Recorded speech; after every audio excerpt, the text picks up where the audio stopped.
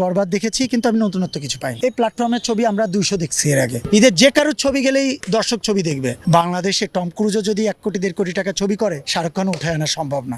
ঈদে যে কারো সিনেমা মুক্তি দিলে হলে দর্শকরা দেখতে যাবে বললেন জয়।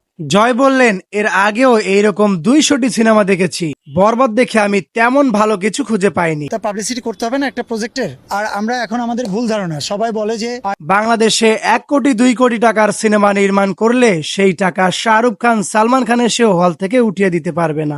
তাছাড়া হলগুলো থেকে কি পরিমাণ টাকা কালেকশন হয় সেটা আমার ভালো করেই জানা আছেন বললেন চিত্রনায়ক জয়। ঈদের যে কারোর ছবি গেলেই দর্শক ছবি দেখবে।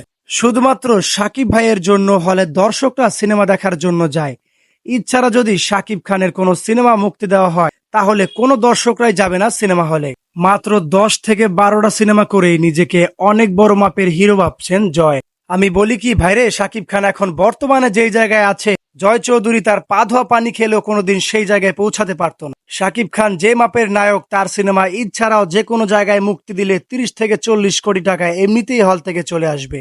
আর তোদের সিনেমা মুক্তি দিলে 1 লাখ টাকাও ঠিক মতো হল থেকে উঠে আসে না। আমি বলি কি ভাইরে, নিজের চরকায় তেল দাও, মানুষের পিছনে সমালোচনা করার দরকার নাই।